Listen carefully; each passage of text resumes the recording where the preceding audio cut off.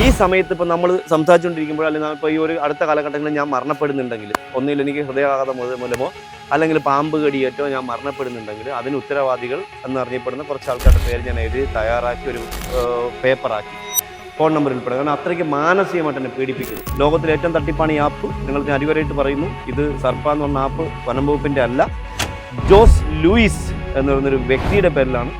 ഒരു പാമ്പ് പിടുത്തക്കാരന് പാമ്പ് പിടിക്കുന്ന ഒരാളിന് എത്ര ലക്ഷം രൂപ നഷ്ടപരിഹാരം മരണപ്പെടുകയോ അല്ലെങ്കിൽ അദ്ദേഹത്തിന് ട്രീറ്റ്മെൻറ്റിന് എത്ര ലക്ഷം രൂപ കൊടുക്കുന്നു?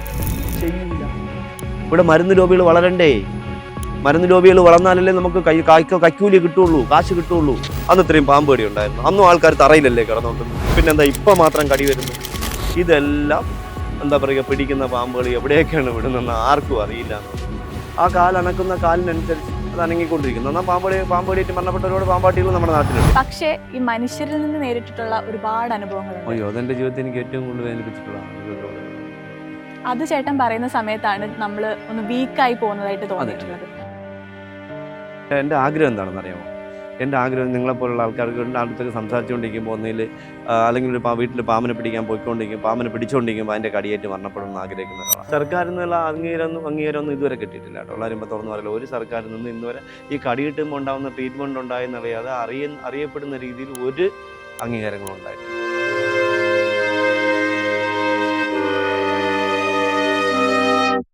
ഞാനൊരു കാര്യം ചോദിക്കട്ടെ, അതായത് ഈ പറഞ്ഞ സംഘടനം ഈ ഒരു കോൺഫ്ലിക്റ്റ് പല സമയത്തും ഞാൻ കണ്ടിട്ടുണ്ട്. വാവ സുരേഷ് ചേട്ടനും ഈ പറയുന്ന ആളുകളും തമ്മിലുള്ള സ്പെസിഫിക് ആയിട്ടുള്ള കുറച്ച് ആളുകളും തമ്മിൽ ശരിക്കും അതിന്റെ ഒരു കോർ റീസൺ എന്തായിരിക്കും? ഞാൻ കൈകൊണ്ട് പിടിക്കുന്നു, അതുകൊണ്ട് മാത്രമേ ഒരു റീസൺ ഉള്ള, വേറെ ഒന്നുമില്ല. ഞാൻ കുപ്പിയിലടയ്ക്കുന്നു, ഇങ്ങനെയൊക്കെ ഉള്ളത്. അപ്പം കുപ്പിയിലടച്ചാൽ പാമ്പ് സേഫാണ്. തുണിയിലടച്ചവർക്കൊക്കെ കടി നേരെ ചൗക്കെ കിട്ടി, നല്ല വൃത്തി കടി കിട്ടി. ഞാനിപ്പോൾ ഇവർ പറയുന്നൊരു കാര്യം വെച്ചാൽ ഈ എന്താ പറയുക, പാമ്പിൻ്റെ ഡെത്തിനെ കുറിച്ച് പറയുന്നത് എല്ലാം തെറ്റല്ലേ? നിങ്ങളൊന്ന് ആലോചിച്ച് നോക്കൂ. ഇവർ കൊണ്ടുവിടുന്ന സാധനങ്ങൾ ജീവിക്കുന്നുണ്ടോന്ന് ഇവർ പഠിക്കുന്നുണ്ടോ? എങ്കിൽ ഞാൻ പിടിച്ച പാമ്പുകൾ മരണപ്പെടുന്നെങ്കിൽ സൂലും പൂജപ്പുര സ്നേക്ക്വാറിങ് കിടക്കുന്ന പാമ്പിൽ 99 ശതമാനം ഞാൻ പിടിച്ചതാണ്. ഞാൻ പിടിച്ചാൽ ഇന്നോടത്ത് പാട്ട് കിടക്കണം. എന്താ അവിടെ എങ്കിൽ ചാവണ്ടേ? എങ്കിൽ ആദ്യം അടച്ചു വിട്ടേണ്ട ആ സ്ഥാപനങ്ങളല്ലേ പാമ്പൻ്റെ. പിന്നെ ആദ്യത്തെ നടത്തേണ്ട അവരുടെ ട്രെയിനിങ് അല്ലേ? പാമ്പിനെ പീഡിപ്പിച്ച് കൊന്നുമ്പോൾ ജനങ്ങളെ കൊലയ്ക്കുള്ള 138 പേർക്ക്, പാവപ്പെട്ട 138 പേരുടെ ജീവൻ അപഹരിക്കാനുള്ള അപകടം ഉണ്ടായ സാധനമല്ലേ അത്? മരണം പോയില്ലെങ്കിലും ട്രീറ്റ്മെൻ്റ് ആയില്ല. ഞാനൊരു തമാശ ചോദിക്കട്ടെ. ഒരാൾ കാട്ടിപ്പോയി ഒരു ആന ചവിട്ടിയാൽ അദ്ദേഹം കള്ളു കുടിച്ച് വിറവ് ശേഖരിക്കാൻ പോകുമ്പോൾ അദ്ദേഹത്തിന് കടി കെട്ടി ആന ചവിട്ടി കൊന്നാൽ 20, 30, 40 ലക്ഷം ഉണ്ട്. ഞാൻ ചോദിക്കുന്നൊരു ചോദ്യം, ഇവിടെ പാമ്പ് കടിയിട്ട് മരണപ്പെട്ട ഒരു പാമ്പ് കൊടുത്തക്കാരന് അവൻ്റെ വീട്ടിലുള്ളവർക്ക് ഈ എന്താ പറയുക, അനാവശ്യമല്ലാതെ എന്തെങ്കിലും അവരെടുത്ത് തള്ളിക്കൊടുക്കുന്നുണ്ടോ? ഒരു പാമ്പ് പിടുത്തക്കാരന് പാമ്പ് പിടിക്കുന്ന ഒരാളിന് എത്ര ലക്ഷം രൂപ നഷ്ടപരിഹാരം മരണപ്പെടുകയോ അല്ലെങ്കിൽ അദ്ദേഹത്തിന് ട്രീറ്റ്മെൻറ്റിന് എത്ര ലക്ഷം രൂപ കൊടുക്കുന്നുണ്ട്? 1 ലക്ഷം രൂപയായിരുന്നു കഴിഞ്ഞ കുറച്ച് നാൾ വരെ. കേന്ദ്ര വൈൽഡ് ലൈഫ് നിയമപ്രകാരം 5 ലക്ഷം രൂപയുണ്ട്. ഇപ്പോൾ 1 ലക്ഷമാണ് കേരളത്തിൽ കൊടുത്തുകൊണ്ട്. ഇപ്പോൾ അത് 2 ലക്ഷം ആക്കി വർദ്ധിപ്പിച്ചിട്ടുണ്ട്. അതല്ല, ഫുൾ എമൗണ്ടും കൊടുക്കണം. ഇപ്പോൾ ഒരു ട്രീറ്റ്മെൻറ്റ് ഇരിക്കുന്ന ഒരാളിന് 5 ലക്ഷം കൊടുക്കണം വനം വകുപ്പ്. എന്തുകൊണ്ട് കൊടുക്കാൻ പറ്റുന്നില്ല? എന്തുകൊണ്ട്? സാമ്പത്തികം ഇല്ലാത്തതുകൊണ്ടോ? എന്താ പറയുക, ആദിവാസി ഫണ്ട് കോടിയുടെ ആദിവാസി ഫണ്ട് കെട്ടി കിടക്കയില്ലേ? എന്തുകൊണ്ട് അതൊക്കെ എടുത്ത് വിനിയോഗിക്കാൻ പറ്റുന്നില്ല? ഒന്നും വേണ്ട. ഈ പിടിക്കുന്ന പാമ്പുകളെ ഇപ്പോൾ തിരുവനന്തപുരം കോർപ്പറേഷൻ ചെയ്ത കണക്ക്, ഇപ്പോൾ നായ ഷെൽട്ടർ ചെയ്യുന്ന കണക്ക് പാമ്പുകളെ ഷെൽട്ടർ ചെയ്യണം. എന്തുകൊണ്ട് ഷെൽട്ടർ ചെയ്യാൻ പറ്റുന്നില്ല? കുഞ്ഞു പാമ്പുകളൊക്കെ പോട്ടെ, കാട്ടിവിടൂ. ഇപ്പോൾ ഒരു 5 വയസ്സ് തൊട്ട് അല്ലെങ്കിൽ ഒരു 5 വയസ്സ് തൊട്ട് താപ്പോട്ടുള്ള പാമ്പുകൾ, 5 വയസ്സ്, 6 വയസ്സ്, 7 വയസ്സുള്ള പാമ്പുകളെ ഷെൽട്ടർ ചെയ്ത് വേണം മിൽക്കിയാനായിട്ട് മിൽക്കിംഗ് യൂണിറ്റ് തുടങ്ങണം നമ്മുടെ നാട്ടിൽ. എങ്കിൽ നമുക്ക് ആ സംഖ്യ ഇത്രയും പാമ്പുകൾ 16 കണക്കിന് പാമ്പുകളെ പിടികൂടുന്നു. ഇതിനെ മിൽക്ക് ചെയ്ത് കഴിഞ്ഞാൽ ഈ ഒരു എന്താ പറയുക, മിൽക്കിങ്ങിൻ്റെ കൊടുക്കുന്ന വനം തന്നെ നമുക്ക് ഏതെങ്കിലും റിസർച്ച് സെൻറ്ററിന് കൊടുത്താൽ കോടാനുകോടി വരുമാനം ഉണ്ടാവും. അതുകൊണ്ട് ആ പൈസ എടുത്ത് നമുക്ക് കടി കിട്ടുന്ന ആൾക്കാർക്ക് നഷ്ടപരിഹാരം കൊടുക്കുക. ഇതിൽ നിന്ന് നമുക്ക് വരുമാനം എന്തു ചെയ്യാൻ പറ്റുന്നില്ല? ചെയ്യൂല. ഇവിടെ മരുന്ന് ലോബികൾ വളരണ്ടേ? മരുന്ന് ലോബികൾ വളർന്നാലല്ലേ നമുക്ക് കൈക്കൂലി കിട്ടുള്ളൂ, കാശ് കിട്ടുള്ളൂ. ഇതല്ലേ ഇവിടെ നമ്മുടെ നാട്ടിൽ നടക്കുന്നത്? ഇതല്ലേ ഞാൻ ചോദ്യം ചെയ്യുന്നത്? എനിക്ക് ചോദിക്കാതിരിക്കാൻ പറ്റില്ല. കാരണം ഞാൻ നിൽക്കുന്ന മേഖലയിൽ ഇപ്പം നിങ്ങൾക്കറിയില്ല, ഒരു ഉത്തരാക്കൊല കേസ് വന്നു. എനിക്കത് സംശയമായിട്ടൊന്നും ഞാൻ കുത്തിപ്പോയിക്കൊണ്ട് അതിന് ഓരോ കേസുകളും. ഞാനൊരു വീട്ടിൽ പാമ്പിനെ പിടിക്കാനുമ്പോൾ നിങ്ങൾക്കറിയാം, ഈ അടുത്ത കാലത്ത് പേടൊരു വീട്ടിൽ പാമ്പിനെ പിടിക്കുന്നത് വീട്ടിനകത്ത് മുഴുവനും മൂക്കൻ്റെ കുഞ്ഞുങ്ങളാണ്. വരാൻ ഒരു വഴികളുമില്ല. അപ്പോൾ ഞാൻ പറഞ്ഞു, ഇല്ല മേഡം, വരാൻ സാധ്യതയുണ്ട്, ഞാൻ വരുന്നു. ഞാൻ ചെന്ന് നോക്കി, എല്ലാവരും നോക്കിയപ്പോൾ ഒരു രക്ഷയില്ല. അവസാനം ഞാനൊരു വഴി കണ്ടുപിടിച്ചു. ബാത്റൂമിനകത്തൊരു വാഷ് സ്പേസ് ഇരിക്കുന്നു. ഒരാളും കണ്ടുപിടിക്കത്തില്ല, ഗ്യാപ്പൊന്നുമില്ല. അപ്പോൾ ഞാൻ പറഞ്ഞത്, ഈ വാഷ് ബേസിൻ്റെ ആ ടാപ്പിൻ്റെ താഴെ ഹോളിൽ കൂടെയാണ് പാമ്പ് വരണമെന്ന് പറഞ്ഞു. അവരൊന്നും വരില്ല എന്ന് പറഞ്ഞു. ബെഡ്റൂമിലൊക്കെയാണ് കണ്ട ഹോളാണ്. ഞാൻ പറഞ്ഞു, വരും നോക്കിക്കോളാം പറഞ്ഞു. ഞാൻ ആ ഹോളം അടച്ചിട്ട്, താഴെ വെള്ളം വേസ്റ്റ് പോകാനുള്ള ഹോളം അടച്ചിട്ട് അതിൽ വെള്ളം നിറച്ചു. അപ്പോൾ ഈ വെള്ളം ഇതിനകത്തൂടെ പോയി അതാ വന്നിറങ്ങിക്കൊണ്ടിരിക്കുന്നു. അപ്പോൾ ഈ വേസ്റ്റ് വെള്ളം പോകുന്ന ലൈനിൻ്റെ സൈഡിൽ എവിടെയോ എലി മാളം ഉണ്ടാക്കി. ആ പൈപ്പ് പൊട്ടിച്ചു. അതിൻ്റെ അടുത്ത് മാള മുട്ടയിട്ടപ്പോൾ അത് അതുവഴി ഒന്ന് ഇതിനകത്ത് ഇറങ്ങിക്കൊണ്ടിരുന്നു. എനിക്ക് 12 പേയാടത് ഇപ്പോൾ കഴിഞ്ഞ 2 ആഴ്ചയ്ക്ക് മുന്നേ സംഭവിച്ചത്. അപ്പോൾ എൻ്റെ ഒരു അന്വേഷണം ഇങ്ങനെയാണ്, എപ്പോഴും എന്നും സംശയങ്ങൾ മാത്രമേ ഉണ്ടാവുന്നു എപ്പോഴും. അപ്പോൾ നമ്മൾ യഥാർത്ഥത്തിൽ നിങ്ങളുടെ മീഡിയയിൽ കൂടി നമ്മുടെ പ്രിയപ്പെട്ട പുതിയ തലമുറയിലെ കുട്ടികൾക്കൊരു അറിവ് കൊടുക്കണം. അത് റീഡെവലപ്പിംഗ് ആണ്. മരുന്ന് റീഡെവലപ്പ് ചെയ്യുക, ഫസ്റ്റ് എയ്ഡുകളെ കൃത്യമായിട്ട് കൊടുക്കുക, കെട്ടിവെക്കുന്ന കയറുറപ്പ് വെച്ച് കെട്ടാതിരിക്കുക, ബ്ലേഡ് വെച്ച് വെച്ച് മുറിവുണ്ടാക്കാതിരിക്കുക, നിർബന്ധമായിട്ട് ചെരുപ്പിട്ട് തട്ടി നടന്ന് പോവുക.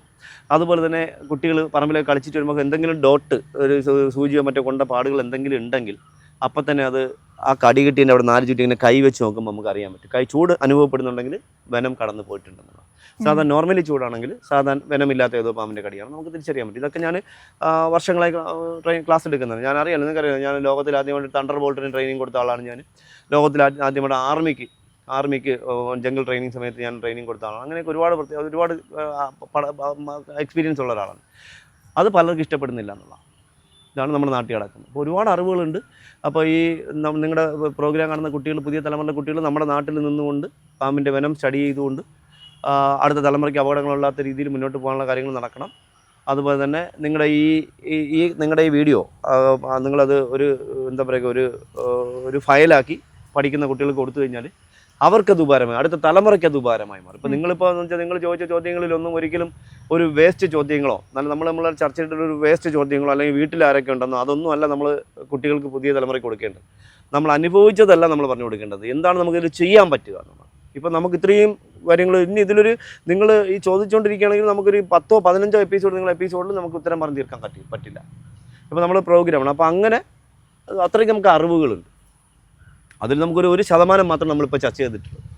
അപ്പോൾ എനിക്ക് എൻ്റെ പ്രിയപ്പെട്ട നിങ്ങളുടെ പ്രോഗ്രാമിൽ എൻ്റെ പ്രിയപ്പെട്ട ആരാധ്യനായ, ഞാൻ ഏറ്റവും കൂടുതൽ ബഹുമാനിക്കുന്ന സ്നേഹിക്കുന്ന ഒരാളാണ് മുരളീധരൻ സാറ്, നമ്മുടെ ആരോഗ്യവകുപ്പ് മന്ത്രി. അപ്പോൾ അദ്ദേഹത്തിനോട് പറയാനുള്ളതെന്ന് വെച്ചാൽ 0 ബൈറ്റ് പോളിസി എന്നല്ല, 0 ഡെത്ത് പോളിസിയിലേക്ക് നമുക്ക് പോകാൻ പറ്റും. അത് കൃത്യമായിട്ടൊരു പഠനം ഉണ്ടെങ്കിൽ മാത്രമേ പോകാൻ പറ്റൂ. എല്ലാവരും കൂടി ഒരുമിച്ച് നല്ല രീതിയിൽ മുന്നോട്ട് പോയി കഴിഞ്ഞാൽ നമുക്കത് മുന്നോട്ട് പോകാൻ പറ്റും. ഇപ്പം നമുക്കറിയാം, നിങ്ങൾക്ക് തമാശ അറിയാമോ? ഞാൻ പറയാം.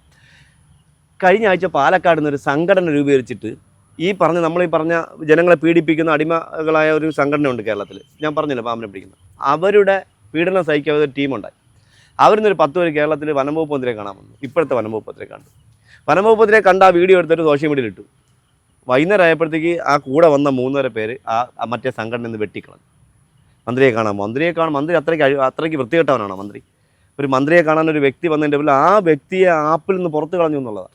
ലോകത്തിലെ ഏറ്റവും തട്ടിപ്പാണ് ഈ ആപ്പ്. നിങ്ങൾ അടിവരായിട്ട് പറയുന്നു, ഇത് സർപ്പ എന്ന് പറഞ്ഞ ആപ്പ് വനം വകുപ്പിൻ്റെ അല്ല, ജോസ് ലൂയിസ് എന്ന് പറയുന്നൊരു വ്യക്തിയുടെ പേരിലാണ്. അദ്ദേഹത്തിൻ്റെ സ്വന്തം ആപ്പാണ്. ഇതിൻ്റെ ഇൻകം എവിടെയാണ് പോകണമെന്ന് ആർക്കും ഇതിൻ്റെ കണക്കുകളില്ല. ഇതിന് വേറൊരു പ്രത്യേകതയുണ്ട്.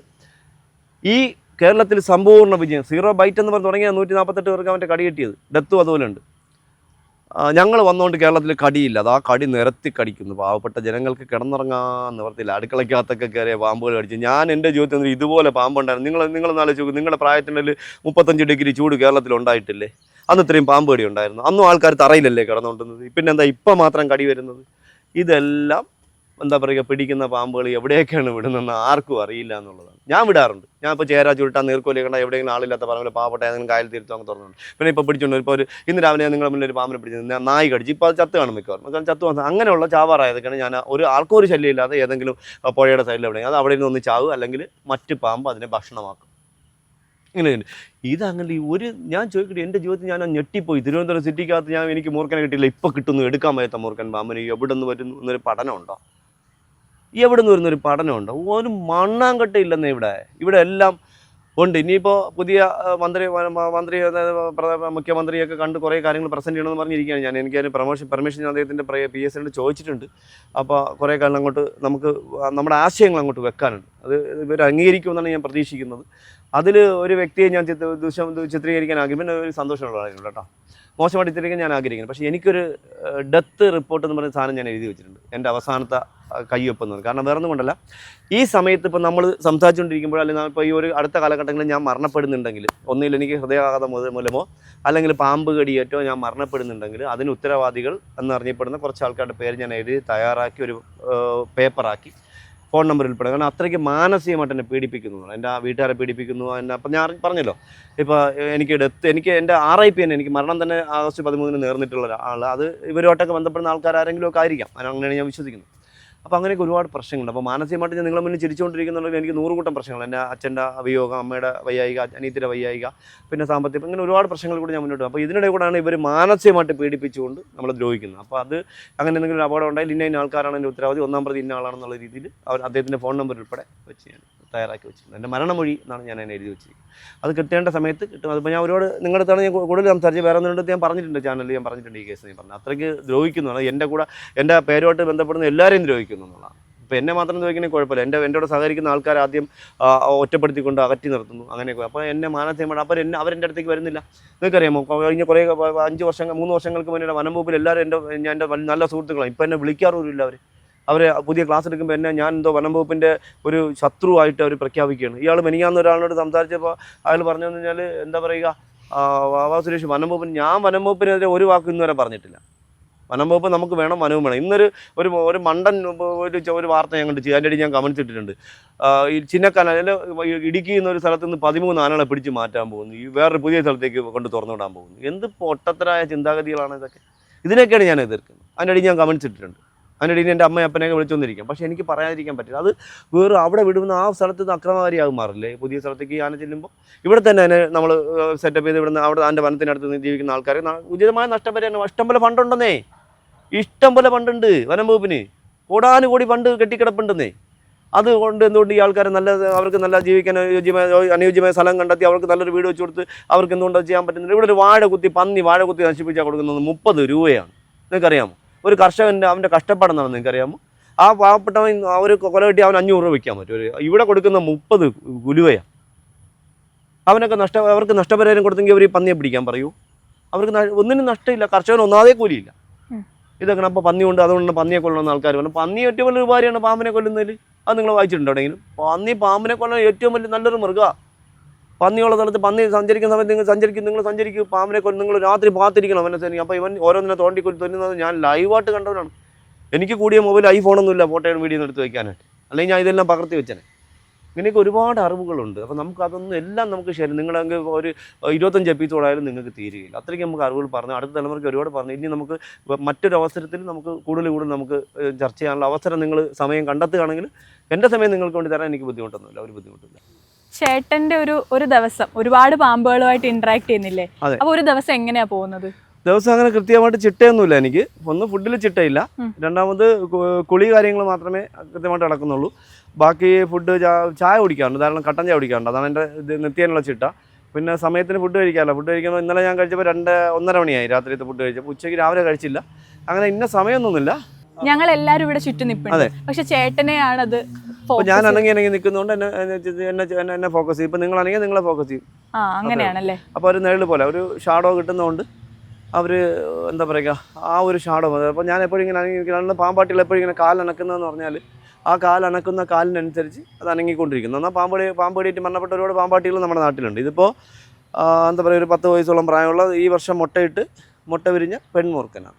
ഈ വർഷം മുട്ട ഇദ്ദേഹത്തിന് ഇപ്പോൾ ഒരു 30 മുട്ടയിലൂടെ 30-38 മുട്ടകൾ ഇടാനുള്ള കപ്പാസിറ്റി ഉള്ള ഒരു മൂർക്കനാണ്. അപ്പോൾ ഇതിനെ ചേട്ടൻ ഇനി എന്ത് ചെയ്യും? ഇനിയിപ്പോൾ ഞാനൊരു 5-6 വർഷം മുന്നേ ആണെങ്കിൽ ഞാൻ സ്ഥിരം, അപ്പം മുമ്പ് ഞാൻ സ്ഥിരം കാട്ടിൽ ഞാൻ തന്നെ കൊണ്ടുവിട്ടുകൊണ്ടിരുന്നത്. പിന്നെ ഇടയ്ക്കൊക്കെ സാമ്പത്തിക പ്രശ്നങ്ങളൊക്കെ വരുമ്പോൾ ഞാൻ വനം വകുപ്പിൽ കൊണ്ട് കൊടുക്കുമായിരുന്നു. വനം വകുപ്പ് ഓഫീസിൽ കൊണ്ട്. ഇപ്പം ഞങ്ങൾ ഇപ്പോൾ ഇടയ്ക്ക് ഒരു 5-6 വർഷങ്ങൾക്ക് മുന്നേ കൊണ്ടുവരുന്ന സമയത്ത് അന്നിരുന്ന ഓഫീസർ പറഞ്ഞതെന്ന് പറഞ്ഞാൽ, സുരേഷ് ഇവിടെ കൊണ്ട് വെക്കണമെന്നില്ല, സുരേഷ് ഇപ്പോൾ ചെയ്യും പോലെ തന്നെ കാട്ടിക്കൊണ്ട് തുറന്നു വിട്ടോളാം മതി. അപ്പം ഞാൻ പിന്നെ ആരും പെർമിഷൻ ഒരു 5-10 എണ്ണം ആകുമ്പോൾ ഞാൻ കൊണ്ട് എൻ്റെ കാശ് മുടക്കി, എൻ്റെ പൈസ മുടക്കി ഞാൻ കൊണ്ട് പത്തനംതിട്ട ശബരിമല കാട്ടിൽ എവിടെയെങ്കിലും കൊണ്ട് തുറന്നു വിടുന്നു. അതുകൊണ്ട് ഇപ്പോൾ ഞാനിപ്പോൾ ഇന്നോ നാളെ പോകേണ്ടതാണ്. ഇന്നോ നാളെ പോവും. പിന്നെ തിരക്കാണ്, എപ്പോഴും തിരക്കാണ്. പിന്നെ കൊണ്ട് വിടാതിരിക്കാനും പറ്റിയില്ല. ഇപ്പോൾ എന്തായാലും ഇന്നല്ലെങ്കിൽ നാളെ. ഇന്നിപ്പോൾ നിങ്ങളുള്ളതുകൊണ്ട് മിക്കവാറും എനിക്ക് പോകാൻ സമയം കിട്ടുമെന്ന് എനിക്ക് തോന്നുന്നില്ല. പിന്നെ നാളെ വൈകിട്ട് പോകണമെന്ന് വിചാരിക്കുന്നു. ശരിക്കും ഇല്ലേ, നമ്മൾ ഈ പാമ്പിനെ പേടിക്കേണ്ട കാര്യമുണ്ടോ? ലോകത്ത് പേടിക്കേണ്ടത് പാമ്പുകളല്ല, മനുഷ്യനെ മാത്രമാണെന്ന്. കാരണം എൻ്റെ ജീവിതത്തിൽ എനിക്ക് പഠിക്കാൻ പറ്റി അറിയാലോ. നമ്മളിപ്പോൾ ചർച്ച ചെയ്തതിൽ എന്നെ മനുഷ്യനെ ദ്രോഹിക്കുന്നത് മനുഷ്യന്മാർ മാത്രമാണ്. അല്ല, ഒരിക്കലും പാമ്പുകൾ ആരെയും ദ്രോഹിക്കാനൊന്നും വരുന്നില്ല. നമ്മൾ അവൻ്റെ ആവാസ വ്യവസ്ഥയിൽ പോയിട്ട് നമ്മൾ അവനെ പേടിക്കുന്നു. ഇപ്പോൾ ഒരു പാമ്പിനെ, ഇപ്പോഴത്തെ ഒരു അവസ്ഥ എന്ന് പറഞ്ഞാൽ ഒരു പാമ്പിനെ കാട്ടിക്കയറി, എനിക്ക് തോന്നുന്നു ഈ അടുത്ത കാലത്ത് ഒരു ലേഡി ഒരു രാജവം പോലെ പിടിക്കുന്ന ഒരു വീഡിയോ ഉണ്ടായിരുന്നു. വീഡിയോ ഉണ്ടായപ്പോൾ എനിക്ക് ചിരി വന്നു. കാരണം കൊടും കാട്ടിനകത്ത് ഒരാഴ്ചയ്ക്ക് മുന്നേ ഒരു 3-4 ദിവസങ്ങൾക്ക് മുന്നേ ഏതോ ഫോറസ്റ്റുകാർ പാലോട് നിന്ന് കൊണ്ട് തുറന്നു വിട്ട, അല്ലെങ്കിൽ അവിടെ നിന്ന് കൊണ്ട് തുറന്നു വിട്ട രാജവമ്പലെ പിടിക്കുന്നൊരു വീഡിയോ ഉണ്ട്. അപ്പോൾ ഇതൊക്കെ എന്താ പറയുക, നമ്മുടെ നാട്ടിൽ അവിടെ കാട്ടിൽ പോലും അവർക്കൊക്കെ ജീവിക്കാൻ പറ്റാത്തൊരു സാഹചര്യം ഒരുങ്ങുന്നു എന്നുള്ളത്. അപ്പോൾ ഇതൊന്നും എന്താ പറയുക, നമ്മുടെ നാട്ടിൽ നാച്ചുറലായിട്ട് ജീവിക്കേണ്ട കുറേ സാധനം ഇപ്പോൾ കാട്ടിനകത്ത് വരെ, അതായത് ഒരു വീട്ടിൻ്റെ അടുത്ത പറമ്പിൽ, വലിയ പറമ്പിൽ ഒരു ചേര പോയ ഉടനെ ചേരയെ പിടിക്കാനായിട്ട് പാമ്പുകൾ പിടുത്തക്കാരെ വിളിക്കുന്നു, അവർ വരുന്നു. ഇതൊന്നും ശരിയല്ല. അത്യാവശ്യം ഒരു വീട്ടിനകത്ത്, നമ്മൾ താമസിക്കുന്ന വീട്ടിനകത്തോ വീടിൻ്റെ കോമ്പൗണ്ടിലൊക്കെ പാമ്പ് വന്നാൽ പിടികൊള്ളണം. ഇത് ചുമ്മാ കാട്ടിൽ കിടക്കുന്ന പാമ്പ്, പറമ്പിലൊക്കെ കിടക്കുന്ന പാമ്പുകൾ എന്നെ വിളിച്ച് കഴിഞ്ഞാൽ, ഞാനിപ്പോൾ പറമ്പിലൊക്കെ കിടക്കുന്ന പാമ്പുകളാണ് വിളിച്ച് കഴിഞ്ഞാൽ ഞാൻ പറയും, ഇപ്പോൾ സാറെ പാമ്പ് കാട്ടിലല്ലേ, അത് കിട്ടൂല, അതങ്ങ് പോകുമെന്ന് പറഞ്ഞാൽ കഴിയും. അല്ലാതെ ഞാൻ വേറെ ഒന്നും പറയാം, അതങ്ങ് പോകും. അത് നമ്മൾ നിങ്ങളെ വീട്ടിലങ്ങനെ വരുമ്പോൾ വിളിക്കൂ. നമ്പർ തന്നിരിക്കുന്നത് കാട്ടിൽ കിടക്കുന്ന പാമ്പിനെ പിടിക്കാനല്ല, വീട്ടിനകത്തൊക്കെ വരുന്നതിനോ വീട്ടിൻ്റെ റൂമിനടുത്തൊക്കെ വരുന്ന പാമ്പുകളെ പിടിക്കാനാണ് നമ്മൾ നമ്പർ തന്നിരിക്കുന്നതെന്ന് പറഞ്ഞാൽ അവരെ പറഞ്ഞ് മനസ്സിലാക്കും. പേടിക്കേണ്ടതില്ലെന്ന് പറഞ്ഞ് മനസ്സിലാക്കും. അങ്ങനെയാണ് ഞാനിപ്പോൾ കൂടുതലും കൈകാര്യം ചെയ്യുന്നത്. കൂടുതൽ കേസിൽ അങ്ങനെ ചെയ്യും. അപ്പോൾ വീട്ടിനകത്തെ വിളിച്ച് ഓക്കെ ഭയപ്പെട്ടു, നമ്മൾ പിടിക്കേണ്ടതുണ്ട്. അപ്പോൾ ഞങ്ങൾ പറ്റുമെങ്കിൽ അങ്ങനെയുള്ളത് മാത്രമേ പോകാറുള്ളൂ. പിന്നെ ചില സാഹചര്യത്തിൽ കാട്ടിലാണെങ്കിൽ പോലും ചില രാഷ്ട്രീയ പാർട്ടിക്കാരൊക്കെ ഇടപെട്ടുകൊണ്ട് അവർ വന്നിട്ട് പറയും, അത് സുരേഷ് അത് പോയാലേ പറ്റുള്ളൂ എന്ന് പറഞ്ഞ് അവർക്ക് പിടിച്ചിരിക്കണ്ടേ. അങ്ങനത്തെ കേസിലൊക്കെ ഞാൻ പോകുന്നു. ഈ പാമ്പുമായിട്ടുള്ള ഒരു ഇന്ററാക്ഷനിലെ ആരും പറഞ്ഞാൽ വിശ്വസിക്കാത്ത ഏതെങ്കിലും ഒരു ഇൻസിഡന്റ്? ഒരുപാടുണ്ട്, 100 കണക്കിലുണ്ട്. കാരണം ഞാൻ ഈ അടുത്ത കാലത്ത് എനിക്ക് എൻ്റെ റൂമിൽ ഞാൻ 3 പാമ്പുകളെ കൊണ്ട് വെച്ചിട്ടുണ്ടായിരുന്നു. കൊണ്ടുവച്ച സമയത്ത് രാത്രിയിൽ അടപ്പ് പൊട്ടിച്ചിറങ്ങിപ്പോയി, എൻ്റെ തലങ്ങളുടെ അടിയിൽ വന്നിരുന്നു. എനിക്കൊരു ഉപദ്രവം തോന്നിയിട്ടില്ല. അതിരുന്നെന്ന് ഞാൻ അറിഞ്ഞു. രാത്രി എനിക്കൊരു സംശയം കയറി, എനിക്ക് ഒരു സംശയം തോന്നിയിട്ടാണ് ഞാൻ എണീറ്റ് നോക്കി. അപ്പോൾ എൻ്റെ തലങ്ങളുടെ അടിയിരിക്കുന്നു. അപ്പോൾ അതുപോലെ ഞാൻ അമ്പിച്ചേട്ടൻ, എൻ്റെ ഡ്രൈവർ ഉണ്ട് അടുത്ത് അമ്പിച്ചേട്ടൻ, പുള്ളിക്കാരൻ ഞാനും കൂടെ അതിൽ ആലപ്പുഴയിൽ നിന്ന് ഒരു പാമ്പിനെ പിടിച്ചിട്ടുണ്ട്. പാമ്പ് വണ്ടിക്കകത്ത് ഇറങ്ങിപ്പോയി. ഞാൻ കിടന്നുറങ്ങി. രാത്രി ഒരു 1-1:30 എൻ്റെ നെഞ്ചു കൂടെ എങ്ങനെ കടന്നു പോയി. അപ്പോൾ ഞാൻ അനങ്ങാതെ ഞാൻ കിടന്നിട്ട് ഞാൻ അമ്പിച്ചേട്ടനെ വിളിച്ചു, അമ്പിച്ചേട്ടാ പതുക്കെ എണീറ്റ്, അനങ്ങല്ലേ, പതുക്കെ എണീറ്റ് ഡോർ തുറന്ന് വെളിയിൽ പുള്ളിക്കാരൻ ഇറങ്ങിയിട്ട് എൻ്റെ ഡോർ തുറന്നപ്പോൾ ഞാൻ പെട്ടെന്ന് തന്നെ പിടിച്ചു. അപ്പോൾ അങ്ങനെ ഒരുപാട് അനുഭവങ്ങളുണ്ടായിട്ട് എനിക്ക് ഒരുപാട് അനുഭവങ്ങളുണ്ടായിട്ടുണ്ട്. എനിക്ക് കടി കിട്ടാനുള്ള സാഹചര്യം അതിൽ ഞങ്ങൾ ആറാട്ടി റാപ്പിഡ് റെസ്പോൺസ് ടീം ആറാട്ടിയിൽ രൂപീകരിച്ച ഞങ്ങൾ പാമ്പിനെ തുറന്നിട്ട് ഗവി റൂട്ടിലേക്ക് പോകുന്ന സമയത്ത് ആ മലയിൽ ഗവിയിലേക്ക് വന്ന കാട്ടിലെ വഴിയിൽ വെച്ച് ഒരു പാമ്പ് ചാക്കിൽ നിന്ന് ഇറങ്ങിപ്പോയിട്ട് എൻ്റെ ഡ്രൈവർ എന്ന എന്താ പറയുക, നമ്മുടെ ഒരു പൊക്കം കുറഞ്ഞ ചെറുപ്പക്കാരുണ്ട്, സുഭാഷ്, ബാലനാടത്തുള്ള, പുള്ളിയുടെ കാലിൽ ചെന്നേറി പുള്ളി കാല് ഉടഞ്ഞ് ഇട്ടത് നേരെ നമ്മുടെ ഉണ്ണികൃഷ്ണ സാറിൻ്റെ കാലിൽ കൂടെ, ഉണ്ണികൃഷ്ണ സാർക്ക് തട്ടിയിട്ടത് KK മനോജ് സാറിൻ്റെ കാലിൽ കൂടെ, മനോജ് സാർ തട്ടിയിട്ടത് മുന്നിലെടുത്ത ഡ്രൈവർ പ്രവീൺ സാറിൻ്റെ ദേഹത്തൂടായിരുന്നു. ഒന്നും ചെയ്തില്ല. ആ മലയിൽ നിന്ന് പുള്ളിയുടെ കൺട്രോൾ ഭയങ്കര പുള്ളി താഴെ കൊക്കയിൽ പോയി ഞങ്ങളെല്ലാവരും മരണപ്പെട്ടനെ. ചേട്ടൻ എപ്പോഴും പാമ്പുകളെ പറ്റി സംസാരിക്കുമ്പോൾ നല്ല ആവേശത്തോടെയും സന്തോഷത്തോടെ, ഈവൻ ഈ കടി കിട്ടിയ കഥകളും മരണത്തെ മുന്നിൽ കണ്ട കാര്യങ്ങളൊക്കെ പറയുമ്പോഴും ആ ഒരു വൈകാരികതയൊന്നും മുഖത്ത് ഞാൻ കാണാറില്ല. എപ്പോഴും ചിരിച്ച് സന്തോഷത്തോടെ തന്നെയാണ് കാര്യങ്ങൾ പറഞ്ഞിട്ടുള്ളത്. പക്ഷേ ഈ മനുഷ്യരിൽ നിന്ന് നേരിട്ടിട്ടുള്ള ഒരുപാട് അനുഭവങ്ങളുണ്ട്. അയ്യോ, അതെൻ്റെ ജീവിതത്തിൽ എനിക്ക് ഏറ്റവും കൂടുതൽ വേദനിപ്പിച്ചിട്ടുള്ളതാണ്. അത് ചേട്ടൻ പറയുന്ന സമയത്താണ് നമ്മൾ ഒന്ന് വീക്കായി പോകുന്നതായിട്ട് തോന്നിയിട്ടുള്ളത്. അപ്പോൾ അത്തരത്തിൽ ഒരുപാട് അനുഭവങ്ങൾ ചേട്ടൻ ഷെയർ ചെയ്യുന്നത് ഞാൻ കേട്ടിട്ടുണ്ട്. അത് കേട്ടതിൻ്റെ ഇപ്പം ആ ഒരു വീഡിയോയുടെ അടിയിലാണെങ്കിൽ പോലും ഒരുപാട് കമൻസ് വരുന്നത് അതിനെ ജാതീയമായിട്ട് നല്ല ചോദ്യം കേട്ടോ, കറക്കിയാണ് നല്ല ചോദ്യം. കാരണം അതൊരു തെറ്റായൊരു ഒരു വാർത്ത ഇടയ്ക്കുണ്ട്. കാരണം ഞാൻ അതിൻ്റെ ഒക്കെ ഡീറ്റെയിൽസ് കൊടുത്തിട്ടില്ല. കാരണം ഞാൻ അറിയാലോ, ഞാൻ കുറച്ച് കാലങ്ങൾക്ക് മുന്നേ നെയ്യാറ്റിൻകരയ്ക്ക് അടുത്തൊരു പാമ്പിനെ പിടികൂടി പാറൊക്കെ പിടിച്ച് പിടികൂടി നിന്ന സമയത്ത് വെള്ളം ചോദിച്ചപ്പോൾ എനിക്കൊരു ബാത്റൂമിൽ കൊണ്ടുവന്ന മഗ്ഗിലൊരു അമ്മ വെള്ളം കൊണ്ടുവന്നു. ഞാൻ അപ്പോൾ അവിടുത്തെ പണിക്കാരനെ അയാൾ പറഞ്ഞ് കുടിക്കരുത്, ബാത്റൂമിൽ ബക്കറ്റിലെ വെള്ളമാണെന്ന് ഞാൻ കുടിച്ചില്ല. അപ്പോൾ അത് യഥാർത്ഥം പറഞ്ഞപ്പോൾ അതിൻ്റെ അടിയിൽ അതിന് ഒരു ചെറിയ വീഡിയോ ആക്കി ആൾ കിട്ടുമെന്നുള്ള ഒരു ബ്രാഹ്മണ വീട്ടിൽ പോകുന്നു, അവിടെ വെള്ളം ഞാൻ ചെറിയൊരു വീഡിയോ എനിക്ക് കിട്ടിയായിരുന്നു. ചെന്ന് നിൽക്കുന്നു. അപ്പോൾ ആ പുള്ളി എൻ്റെ അടുത്ത് സംസാരിച്ചുകൊണ്ടിരുന്നു. എനിക്ക് ഷേക്കൻ്റെ നില കയ്യിലിങ്ങനെ നോക്കിയിട്ട് പോകുന്നു. എന്നിട്ട് പുള്ളി മോൻ്റെ പൈസ കൊടുത്ത് ഡിസ്പോസൽ വാങ്ങിക്കുക ഇങ്ങനെ പുറകെ കൂടെ പോകുന്നൊരു വീഡിയോ ഒക്കെ. അതൊക്കെ എനിക്ക് വിഷമം തോന്നി കേട്ടോ. ഒരിക്കലും എനിക്ക് ഇന്ന് വരെ ഞാൻ കവടിയാർ കൊട്ടാരത്തിലെ തമ്പുരാൻ പോലും എന്നെ ഒരു മോശക്കാരനായിട്ട് കണ്ടതിന് വളരെ സുഹൃത്തായിട്ട് നമ്മൾ അടുത്തിരുത്തിയാണ് ഞങ്ങൾ സംസാരിക്കുന്നത്. അങ്ങനത്തെ ഒരു ബന്ധമാണ് ഞങ്ങൾ. അപ്പോൾ ആരും എൻ്റെ അടുത്ത് ജാതി അങ്ങനെ കാണിച്ചിട്ടില്ല. പക്ഷേ എനിക്ക് വെള്ളം തരാത്തത് ഒരിക്കലും സാധാരണക്കാരിയായ ഒരു പള്ളിയിൽ പോണ ഒരു അമ്മയാണ് കേട്ടോ. ഉള്ളത് ഞാൻ പറയാൻ പാടില്ല. അതിൻ്റെ അടിയിലൊന്ന് കമൻസുകൾ നാട്ടിലുള്ളത് എൻ്റെ നായർ സുഹൃത്തുക്കളെയും എൻ്റെ ബ്രാഹ്മണ സുഹൃത്തുക്കളെയൊക്കെ അനാവശ്യമായിട്ട് തെറി വിളിക്കുന്നുണ്ട്. ഒരാളുമല്ല, സാധാരണക്കാരായിരുന്നു എന്നുള്ളതാണ്. അതുകൊണ്ട് മനസ്സിലാവും. അപ്പോൾ അതുകൊണ്ട് എൻ്റെ പ്രിയപ്പെട്ട സുഹൃത്തുക്കൾ ഈ വീഡിയോ അടിയിൽ അങ്ങനെ ഒരിക്കലും ജാതിപരമായിട്ട് കമൻസ് ഇടരുത്. അതൊരിക്കലും എൻ്റെ അടുത്ത് ആരും അങ്ങനെ കാണിച്ചിട്ടില്ല. പിന്നെ സാധാരണക്കാരുടെ അമ്മയുടെ തെറ്റായ അറിവായിരിക്കാം. പിന്നെ പായസം കുടിക്കാൻ എനിക്ക് തന്നതും ഒരു നായർ, പായസം കുടിക്കാൻ എനിക്ക് ഡിസ്പോസൽ ഗ്ലാസ്സിൽ തന്നതും ഒരു നായർ സമുദായത്തിൽപ്പെട്ട ആളാണോ ഒരു ബ്രാഹ്മണ സമുദായപ്പെട്ടവരെന്ന് എല്ലാ ജാതിയും വേണം ഭൂമിയിലെന്ന് ചിന്തിക്കുന്ന ഒരാളാണ്. ഒരിക്കലും ഒരു എന്താ പറയുക, ആ ഒരു കൊക്ക് ഉണ്ടോ, ആ കൊക്ക് ഇവിടെ ധാരാളം ഉണ്ട്. അത് ഭയങ്കര വംശനാശം സംഭവിക്കുന്ന കൊക്ക. അത് ചാരമുണ്ടി അല്ല, എന്താ ചേരക്കൊക്കൻ എന്ന് പറഞ്ഞാൽ ഇവിടെ ധാരാളം ഉണ്ട്. അപ്പോൾ അതുകൊണ്ട് എനിക്ക് പറയാനുള്ളത് ഒരിക്കലും ജാതി വിവേചനം എൻ്റെ അടുത്ത് ആരും കാണിച്ചില്ല, കാണിക്കരുത്, അതിൻ്റെ അടിയിലെ കമൻറ്റ്സ് ഇടരുത്, ഒരിക്കലും ജാതി പറയരുത്. അപ്പോൾ ഞാൻ ഇപ്പോഴും എല്ലാ തിരുവോണം ഉണ്ണാൻ പോകുന്നത് ചായ കുടിക്കാനെങ്കിലും പോകുന്നൊരു വീടുണ്ട്, രാജീവ് എന്ന് പറഞ്ഞ സാർ. ആ സാറിൻ്റെ അടുത്ത് വിഷമത്തിൽ എന്നാണ് പറഞ്ഞത്, സുരേഷിൻ്റെ വീടിൻ്റെ അടിയിൽ കമൻറ്റ്സ് കണ്ടപ്പോൾ ആൾക്കാർ തെറി വിളിക്കാൻ കണ്ടപ്പോൾ എൻ്റെ സുഹൃത്തുക്കളൊക്കെ വിളിച്ച് എന്നെ വഴക്ക് പറഞ്ഞു, നീ ആണോ അവിടെ സുരേഷിൻ്റെ അടുത്ത് ഇങ്ങനെ കാണിച്ചെന്നൊക്കെ ചോദിച്ചു. ഞാൻ പറഞ്ഞു അല്ല, അതിൻ്റെ പോലെയാണ്. ഞാൻ തിരുത്തിയിട്ടുണ്ട്, ഇപ്പോൾ അത് തിരുത്തുകയാണ് കേട്ടോ. അതൊരിക്കലും എൻ്റെ അടുത്ത് അങ്ങനെ ആരും കാണിച്ചില്ല. പിന്നെ ചില ആൾക്കാർ അറിയാം, അവരുടെ വിദ്യാഭ്യാസ കുറവുണ്ട്, അങ്ങനെ എന്തെങ്കിലും ആയിരിക്കാം, അവരുടെ മാനസികമായിട്ട് ഞങ്ങളെ പാമ്പ് പിടിക്കണം, എന്നെ മാത്രമേ പാമ്പ് പിടിക്കുന്നത്. ഇപ്പോൾ അടുത്ത് പ്രേംജിത്ത് എന്നൊരു ചെറുപ്പക്കാരൻ പറയുന്നുണ്ടായിരുന്നു, വീട്ടിൽ നിന്ന് വെള്ളം പോലും കൊടുത്തില്ല എന്ന് പറയുന്നുണ്ട്, കൊല്ലത്തുള്ള പൈൻ. ഇപ്പോൾ അടുത്ത കാലത്ത് എൻ്റെ പറഞ്ഞു ചോദിച്ചപ്പോൾ വേറെ അവിടെ നിന്ന് പൈപ്പിൽ നിന്ന് എടുത്ത് കുടിച്ചോളാൻ വേണ്ടി ഒരു മഗ് എടുത്ത് വെളിയിൽ വെച്ച് കൊടുത്തു എന്ന് പറഞ്ഞു. അങ്ങനെയൊക്കെ അനുഭവങ്ങളുണ്ടാവും. അവിടെ ഇനി ഞങ്ങളുടെ ശരീരത്തിൽ എന്തെങ്കിലും അസുഖങ്ങൾ ഉണ്ടാകുന്നുണ്ടോ, അങ്ങനെ എന്തെങ്കിലുമൊക്കെ തെറ്റിദ്ധാരണകളായിരിക്കാം, പാമ്പിനെ പിടികൂടുന്ന ആൾക്കാർ, അങ്ങനെയൊക്കെ ഒരു തെറ്റിദ്ധാരണ മനസ്സിലുണ്ടായിരിക്കും, അല്ലാതെ വരാൻ സാധ്യത കാണുന്നില്ല.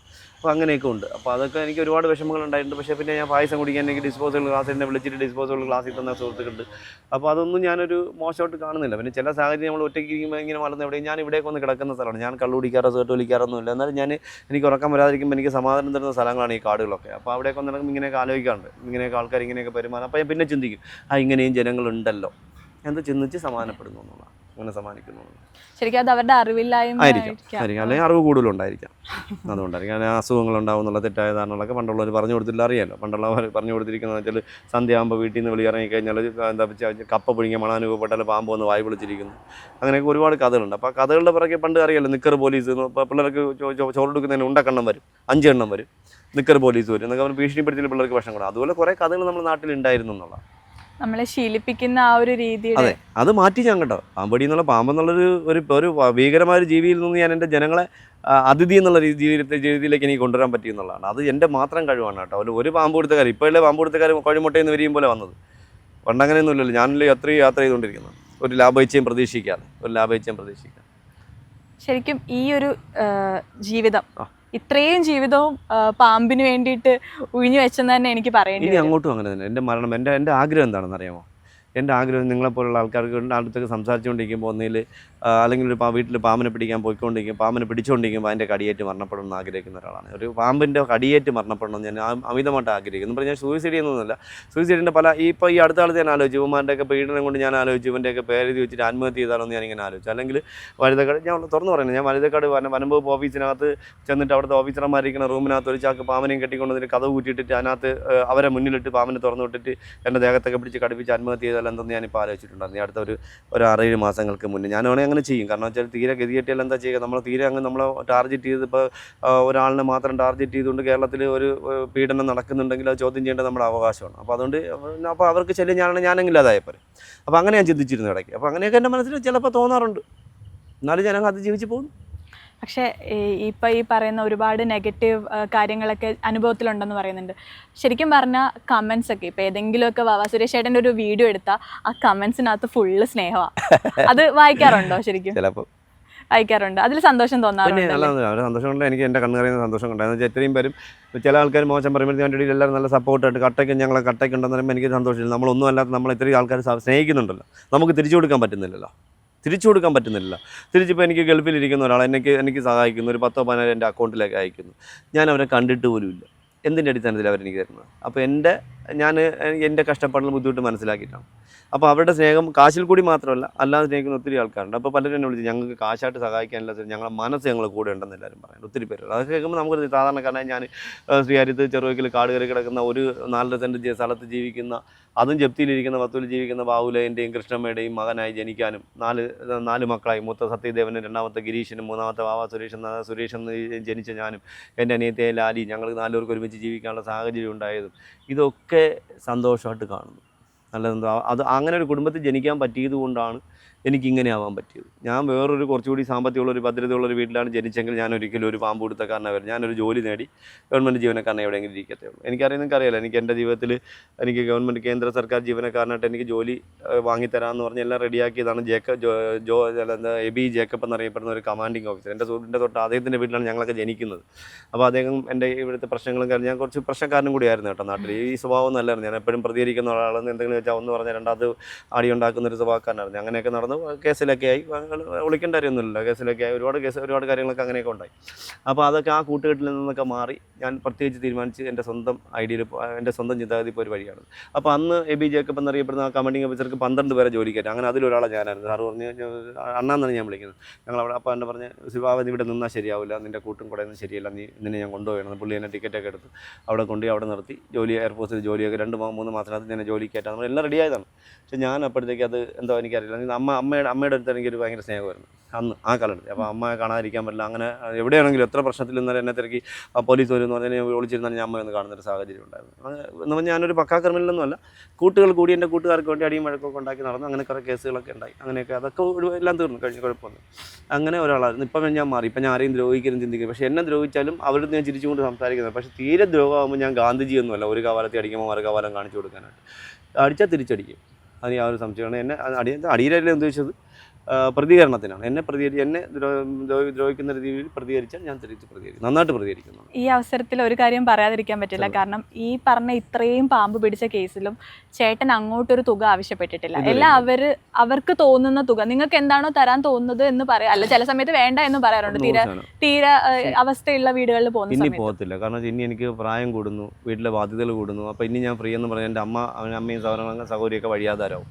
അപ്പോൾ ഇനി എനിക്ക് വണ്ടി കൂലിയെങ്കിലും കിട്ടിയില്ലെങ്കിൽ ഈ വണ്ടി മുന്നോട്ട് പോകത്തില്ല. അപ്പോൾ അതുകൊണ്ട് ഞാൻ ചില സാഹചര്യത്തിൽ ചോദിച്ചു വാങ്ങാറുണ്ട്. ഇന്നിപ്പോൾ ഞാൻ രാവിലെ ഒരിടത്ത് പോയിട്ട് 500 രൂപ എനിക്ക് 1000 രൂപ വണ്ടിക്കായി. 500 ഞാൻ ഒന്നും പറഞ്ഞില്ല, ഒന്നും പറയാൻ പോയില്ല. അപ്പോൾ അങ്ങനെയൊക്കെയുള്ള സ്ഥലങ്ങളിൽ കിട്ടുന്നത് വാങ്ങുന്നു. പിന്നെ ഒരു കേസല്ല, ഒരുപാട് കേസാകുമ്പോഴത്തേക്ക് ഒത്തിരി കേസുകളെന്ന് പറഞ്ഞാൽ പാമ്പിൻ്റെ കോളുകൾ അങ്ങനെ വരുമ്പോൾ എനിക്ക് മെയിൻറ്റെയിൻ ചെയ്ത് പോകാൻ പറ്റും. ഇപ്പോൾ ഒരു 10 കേസ് ഒരു ദിവസം കിട്ടി, 200 രൂപ ആവും. ഇന്നലെ മാത്രം ഞാൻ വണ്ടി ഓട്ടോയ്ക്ക് എത്ര കൊടുത്തെന്ന് അറിയാമോ? 5500 ഓട്ടോയ്ക്ക് ഇന്നലെ ഒറ്റ ദിവസം ചാർജ് ഇന്നലെ കൊടുത്താണ് ഞാൻ പറഞ്ഞത്. ഇന്നലെ മാത്രം. ഇന്നിപ്പോൾ ഞാൻ 1000 കൊടുത്തിട്ടുള്ളൂ, തുടങ്ങിയിട്ടേ ഉള്ളൂ. നിങ്ങൾ പോയിട്ടുണ്ടോ എനിക്ക് ബാക്കി ഒരു 5000 കൂടെ കൊടുക്കാൻ ആർക്കെങ്കിലും ഒക്കെ. അപ്പോൾ അത് വന്ന് ചാടും കോളുകൾ വരും, എനിക്ക് ഒരു സംശയമില്ല. ഞാൻ കോളിന് വേണ്ടി വെയിറ്റ് ചെയ്യും. ചേട്ടൻ്റെ അനിയത്തി ചോദിച്ച ഒരു ചോദ്യം ഞാൻ വീണ്ടും ചോദിച്ചോട്ടെ. ഈ ഒരു ജീവിതത്തിൽ എന്ത് നേടി? ഒരുപാട് നേടി. വനം വകുപ്പിൻ്റെ കേസിൽ പ്രതിയാവാൻ പറ്റി. പിന്നെ അതുപോലെ തന്നെ ഇത്രയും എൻ്റെ അമ്മയ്ക്കും അനിയത്തിക്കും വീട്ടിലേക്ക് വിളിക്കാൻ പറ്റി. ഒരു പ്രോഗ്രാമിന് ചെല്ലാത്തതുകൊണ്ട് എൻ്റെ സഹോദരിയെ കൂട്ടിയിട്ട് കൊടുക്കുമെന്ന് ചോദിച്ച സാഹചര്യത്തിലേക്ക് എനിക്ക് പോകാൻ പറ്റി. അപ്പോൾ ഈ മേഖലയിലേക്ക് വന്നതുകൊണ്ട് അല്ല, ഒരു പരിപാടിക്ക് വിളിച്ച് പോകാൻ പറ്റില്ല എനിക്ക്. അന്ന് രാത്രി എന്നെ വിളിച്ച് തെറിയായിട്ട് പറഞ്ഞു കഴിഞ്ഞാൽ എൻ്റെ സഹോദരിയെ വിട്ട് കൊടുക്കാനാണ് പറഞ്ഞത്. ആ ഒരു കാലം നമുക്ക് അനിയത്തി ആരോഗ്യം ഉണ്ടായിരുന്നു, ഇപ്പോൾ കിഡ്നി പേഷ്യൻ്റായി. അപ്പോൾ അങ്ങനെയൊക്കെ കേട്ടിട്ട് ഞാൻ ഈ മേഖലയിൽ തന്നെ നിൽക്കുന്നുണ്ടല്ലോ. അതുകൊണ്ട് ഇത്രയൊക്കെ നേടാൻ എനിക്ക് പറ്റി. വനം വകുപ്പിൻ്റെ കേസിൽ ആദ്യമായിട്ട് പ്രതിയാവാൻ പറ്റി. എൻ്റെ കാശ് കൊടുത്ത് എനിക്ക് ജാമ്യം എടുക്കാൻ പറ്റി. ഇതൊക്കെ പറ്റി. ഇത്രയും കടി കിട്ടിയെങ്കിലും വനം വകുപ്പിൻ്റെ ഒരു പ്രാവശ്യം മാത്രം ഗണേശ് സാർ നിർബന്ധിച്ചുകൊണ്ട് മാത്രം ഒരു പ്രാവശ്യം എനിക്ക് 42,000 രൂപ കൊണ്ട് എൻ്റെ കടിയേറ്റ ട്രീറ്റ്മെൻറ്റ് ഇരിക്കുന്നു. പിന്നെ അതിനുശേഷം കഴിഞ്ഞ വർഷം ശൈലജ മേഡം ഇരുന്ന സമയത്തും അതുപോലെ നമ്മുടെ വീണ ജോർജ് മേഡം ഇരുന്ന സമയത്ത് 2-3 കടി കിട്ടിയ സമയത്തൊക്കെ ഒരു പൈസ എനിക്ക് ചിലവായില്ല, എല്ലാവരും. പിന്നെ വാസവൻ സാറിൻ്റെ കഴിവുകൊണ്ട് കഴിഞ്ഞ കോട്ടയത്തെ കടിയിലും ആ ഒരു പൈസയും ചിലവാക്കാൻ എനിക്ക് ആവേണ്ടി വന്നില്ല. അതെല്ലാം പുള്ളി അവർ തന്നെ ചെയ്തു, സർക്കാരും ചെയ്തു. പിന്നെ എൻ്റെ വണ്ടിക്കൂലി അവർ വണ്ടി പിടിച്ച് എന്നെ വീട്ടിൽ കൊണ്ടാക്കി. ഒരു പൈസ എനിക്ക് ചിലവുണ്ടായിട്ടില്ല എന്നുള്ളതാണ്. അങ്ങനെ ഒരുപാട് സഹായങ്ങളുണ്ട്. പിന്നെ സഹായിക്കുന്ന ഒരുപാടുണ്ടായിരുന്നു കേട്ടോ. ഇപ്പോൾ പിന്നെ ഞാൻ തന്നെ അങ്ങ് മടുത്തു. കാരണം വെച്ചാൽ നമ്മൾ സഹായിക്കാൻ ആൾക്കാരുടെ നിന്ന് സഹായം വാങ്ങിക്കുന്നതിന് പരിമിതികളില്ലേ. അപ്പോൾ ഇനി ഞാൻ ആലോചിക്കുന്നതെന്ന് പറഞ്ഞാൽ എന്തെങ്കിലും ഒരു ചെറിയൊരു സംരംഭം, ഒരു തട്ടുകട പോലെ എന്തെങ്കിലും തുടങ്ങുക. ഒരെണ്ണം ഞങ്ങൾ തുടങ്ങി 3-4 വീട്ടിൽ തുടങ്ങി. അപ്പോൾ ഞാൻ അവർക്ക് പാതരയ്ക്കാണ്ട് എനിക്ക് പറ്റാത്തതുകൊണ്ട് ഞാൻ ഒഴിഞ്ഞു മാറി. ഇപ്പോൾ എവിടെയെങ്കിലും ചെറിയൊരു തട്ടുകട എന്തെങ്കിലും കൂടെ തുടങ്ങി വീട്ടിലെ കാര്യങ്ങളൊക്കെ ഒന്ന് മുന്നോട്ട് കൊണ്ടുപോകണമെങ്കിൽ ഞാൻ എന്തെങ്കിലും ചെറിയ സംരംഭം തുടങ്ങിയാലേ പറ്റും. അപ്പോൾ ഞാൻ ഉദ്ദേശിച്ച ഒരു ചെറിയ ഒരു പെട്ടിക്കടയിൽ വെച്ചിട്ട് പകൽ മാത്രം രാവിലെ ഒരു 6 മണി തൊട്ട് വൈകിട്ട് ഒരു 6 മണി വരെ ഇഡ്ഡലിയോ അങ്ങനത്തെ സാധനങ്ങൾ നല്ല ഫുഡ് കൊടുക്കുക. അത് ഞാനായിട്ടിരിക്കാൻ പറ്റില്ല, എൻ്റെ രണ്ട് സുഹൃത്തുക്കളെ ഇരുത്തി മുന്നോട്ട് കൊണ്ടുപോകണം. ചാല് കിട്ടുന്ന ചെറിയ വരുമാനം കൊണ്ട് വീട്ടിലെ കാര്യങ്ങളൊക്കെ നടത്തി പോകണമെന്ന് വിചാരിക്കുന്നു. നടക്കുമെന്ന് എനിക്കറിയില്ല, മനുഷ്യൻ ആഗ്രഹിക്കുന്നതെല്ലാം നടക്കണമെന്നില്ലല്ലോ. ചേട്ടനോട് സ്നേഹത്തിന്റെ പേരിൽ ഒരുപാട് ആളുകൾ സഹായിച്ച കാര്യങ്ങളൊക്കെ പറഞ്ഞു, ഒരുപാട്. പക്ഷേ ചേട്ടൻ ഡിസേർവ് ചെയ്യുന്ന ഒരു അംഗീകാരം ഉണ്ടല്ലോ, അത് സർക്കാരിന്റെ ഭാഗത്തുനിന്ന് ഉണ്ടായിട്ടില്ല. പിന്നെ നിങ്ങൾക്ക് അറിയാമോ, എനിക്ക് കഴിഞ്ഞ മിനിസ്ട്രിയിൽ എനിക്ക് തോന്നുന്നത് പിന്നെ കഴിഞ്ഞ മിനിസ്ട്രി 5 വർഷങ്ങൾക്ക് മുന്നേ പിണറായി സാറിൻ്റെ മിനിസ്ട്രിയിൽ തിരുവനന്തപുരത്ത് അറിയപ്പെടുന്ന കുറേ ആൾക്കാരുടെ ഫോട്ടോ വെച്ചതിൽ ഒരാളെൻ്റെ എൻ്റെ പേര്. കേരളത്തിൽ അറിയപ്പെടുന്ന ഫോട്ടോ ആ തിരുവനന്തപുരം സിറ്റിക്കകത്ത് കോട്ടയ്ക്കകത്ത് വെച്ചിട്ടുണ്ട്. അല്ല, നമ്മളെ ഈശ്വട്ട് വെച്ചിട്ടുള്ള കുറേ ആൾക്കാർ, അയ്യങ്കളി അവറുകളായിരുന്നാലും, അങ്ങനെ മന്നത്ത് പത്മനാഭൻ സാറായിരുന്നാലും, അതല്ലെങ്കിൽ നാരായണ ഗുരുദേവൻ ആയിരുന്നാലും, ചട്ടമ്പി സിമൺ, അവരുടെയൊക്കെ കൂട്ടത്തിൽ ഒരു ഫോട്ടോ, എൻ്റെ ഫോട്ടോ വട്ടത്തിൽ വെച്ചിട്ടുണ്ടെന്ന് അറിയപ്പെടുന്നതാണ്. അതൊരു നല്ല കാര്യമല്ല. ഞാൻ സ്വപ്നത്തിൽ പോയി ഞാൻ ഇപ്പോഴാണ് കാണുന്നത്, വെച്ചിട്ട് 5-8 വർഷമായി. ഞാൻ കഴിഞ്ഞ മാസം അത് കാണുന്നത്. അപ്പോൾ അങ്ങനെയുണ്ട്. പിന്നെ എനിക്ക് പത്മശ്രീ ഉണ്ടായിരുന്നു കേട്ടോ. 2022 മറ്റാണ് എനിക്ക് കോട്ടയത്ത് നിന്ന് കടിയിട്ട് പത്മശ്രീ ഉണ്ടായിരുന്നു. കിട്ടി സമയം ഒരു വൈകിട്ട് 8 മണി 9 മണിയിൽ കിട്ടി. പക്ഷേ അത് കഴിഞ്ഞപ്പോൾ കയ്യിൽ കിട്ടിയില്ല. മോണിറ്ററിൽ പേരുണ്ടായിരുന്നു, വാവാ സുരേഷിന് പത്മശ്രീ എന്ന് പറഞ്ഞു. പക്ഷേ രാത്രി ഒരു 9 മണിയായപ്പോൾ മോണിറ്ററിൽ നിന്ന് മാഞ്ഞു എന്നുള്ളതാണ്. പത്മശ്രീ പ്രഖ്യാപിച്ചു, പക്ഷേ എനിക്ക് കിട്ടിയില്ല. അപ്പോൾ ഇങ്ങനെയൊക്കെയുള്ള പിന്നെ സർക്കാരിൽ നിന്നുള്ള അംഗീകാരമൊന്നും ഇതുവരെ കിട്ടിയിട്ടില്ല കേട്ടോ. എല്ലാവരും ഇപ്പോൾ തുറന്നു പറയില്ല, ഒരു സർക്കാരിൽ നിന്ന് ഇന്നുവരെ ഈ കടി കിട്ടുമ്പോൾ ഉണ്ടാകുന്ന ട്രീറ്റ്മെൻറ്റ് ഉണ്ടായെന്നറിയാതെ അറിയപ്പെടുന്ന രീതിയിൽ ഒരു അംഗീകാരങ്ങളും ഉണ്ടായിട്ടില്ല, ഇന്നുവരെ ഉണ്ടായിട്ടില്ല. വാവ സുരേഷ് എന്ന വ്യക്തിക്ക് ഒരു രാഷ്ട്രീയം ഉണ്ടായിട്ടുണ്ടോ? ഉണ്ടായിരുന്നു, ഇന്നുകൊണ്ട് എന്നുകൊണ്ട് എപ്പോഴും ഉണ്ടാവും, മരണം വരെ ഉണ്ടാവും, ഒരു സാധനം യാതൊരു സംശയമില്ല. അതെൻ്റെ വ്യക്തിപരമായ കാര്യമാണ്. എനിക്ക് ഇഷ്ടപ്പെടുമ്പോൾ എനിക്ക് എല്ലാവരും വേണം. ഞാൻ കഴിഞ്ഞ ഈ സമയത്ത് തന്നെ കഴിഞ്ഞ കുറച്ച് ദിവസങ്ങൾക്ക് മുന്നേ എന്നെ കോർപ്പറേഷൻ മാറ്റിൽ മത്സരിക്കാൻ എന്നെ വിളിച്ചു. ഞാൻ പങ്കെടുത്തില്ല. ഞാൻ പറഞ്ഞിട്ട് വേറെ ഒന്നും കൊണ്ടില്ല, എനിക്ക് ഒരു രാഷ്ട്രീയം ഉണ്ടായിരുന്നു. ഇപ്പം പക്ഷേ എനിക്ക് എല്ലാവരും വേണം. അപ്പോൾ ഞാനൊന്നിനും മത്സരിക്കാനില്ല എന്ന് പറഞ്ഞു. അതിന് മുമ്പിൽ ഇത് വേറൊരു പാർട്ടി വിളിച്ചു, വേറൊരു പാർട്ടി, നമ്മുടെ നാട്ടിൽ തന്നെ അറിയപ്പെടുന്ന മറ്റൊരു പാർട്ടി വിളിച്ചു. ഞാൻ പറഞ്ഞു പറ്റില്ല എന്ന് പറഞ്ഞു. അതിന് മുന്നേ മറ്റൊരു പാർട്ടി ഡൽഹിയിൽ കഴിഞ്ഞ പ്രാവശ്യം മത്സരിച്ചൊരു പാർട്ടി MLA ആയിട്ട് മത്സരിക്കാൻ വിളിച്ചു. ഞാൻ പറഞ്ഞു പറ്റില്ല എന്ന് പറഞ്ഞു. ഈ പാർട്ടിയിൽ മത്സരിക്കുന്ന ചർച്ചകൾ നടന്ന സമയത്താണെങ്കിലും ഒരുപാട് ആളുകൾ പറഞ്ഞിട്ടുണ്ട് വാവ സുരേഷ് എന്ന പേര് മതി, മറ്റൊരു പ്രചാരണത്തിന്റെ ആവശ്യമില്ല. അത് മാത്രമല്ല, അതിന് ഞാൻ തയ്യാറല്ല. കാരണം വെച്ചാൽ ഞാനൊരു രാഷ്ട്രീയത്തിൽ ഏതെങ്കിലും ഒരു രാഷ്ട്രീയത്തിൽ മത്സരിക്കുമ്പോൾ എനിക്ക് മറ്റ് രാഷ്ട്രീയ പാർട്ടികളത് മോശമായിട്ട് സംസാരിക്കേണ്ടി വരും, രാഷ്ട്രീയ പ്രതിനിധികളോട് മോശം സംസാരിക്കേണ്ടി വരും. അല്ല പിന്നെ ഞാൻ എന്തെങ്കിലും ഒരു കാര്യത്തിന് ആരെങ്കിലും എൻ്റെ അടുത്ത് വന്നാൽ എനിക്ക് ചിലപ്പോൾ ചെയ്ത് കൊടുക്കാൻ പറ്റിയെന്നില്ല, അപ്പോൾ വേറെ പാർട്ടിക്കാരുടെ ഇടപെടലുണ്ടാവും. അപ്പോൾ ഞാൻ വിചാരിച്ചു അത് ശരിയല്ല, നമുക്ക് എല്ലാവരും തുല്യരാണ്. എൻ്റെ പാമ്പുകൾക്ക് ജാതിയില്ല, മതമില്ല, രാഷ്ട്രീയമില്ല. അപ്പോൾ ഞാനും അങ്ങനെ ആയിരിക്കണം. പിന്നെ ഒരു വോട്ട് ചെയ്യുന്നതാണ്, എനിക്ക് സൗകര്യമുള്ളവർക്ക് വോട്ട് ചെയ്യും. എൻ്റെ മനസ്സിൽ തോന്നുന്ന ഒരു പാർട്ടി, ഞാൻ ചെറുപ്പം കൊണ്ടേ കൊണ്ടുവരുന്ന ഒരു പാർട്ടിയുണ്ട്. അപ്പോൾ നാളെ അങ്ങനെ തന്നെ നിർത്തണമെന്ന് നിർബന്ധമൊന്നുമില്ല. എനിക്ക് ഇഷ്ടപ്പെടുന്ന ആരാണോ, എനിക്ക് നല്ല വ്യക്തിയായിട്ട് ആരെന്ന് തോന്നുന്നു അവർക്ക്. ഞാൻ അറിയാമല്ലോ, ഞാനിപ്പോൾ ഈ ഇലക്ഷനിൽ വാസവൻ സാർ എനിക്ക് ഒരുപാട് ഉപകാരം ചെയ്ത ആളാണ്. ഞാൻ പുള്ളിക്ക് വേണ്ടി ഒരു വീഡിയോ ചെയ്തിട്ട് കൊടുത്താണ്, പുള്ളിയെ ജയിപ്പിക്കണമെന്ന് പറഞ്ഞത്. നിർഭാഗ്യം കൊണ്ട് തോറ്റുപോയി. പക്ഷേ ഞാൻ വീഡിയോ ചെയ്തിട്ട്, ഞാൻ അങ്ങനെ ആർക്കും വീഡിയോ ചെയ്യുന്ന ഒരാളല്ല. ഞാൻ വീഡിയോ ചെയ്തിട്ട് ഇങ്ങനെയാണ് പുള്ളി എനിക്ക് ഉപകാരം ചെയ്തിട്ടുണ്ടെന്ന് ഇങ്ങനെയുള്ള ആൾക്കാർ പറഞ്ഞതെന്ന് ഞാൻ വീഡിയോ ചെയ്തിട്ടുണ്ടായിരുന്നു. പുള്ളി തോറ്റുപോയി, നിർഭാഗ്യം എന്ന് പറയട്ടെ.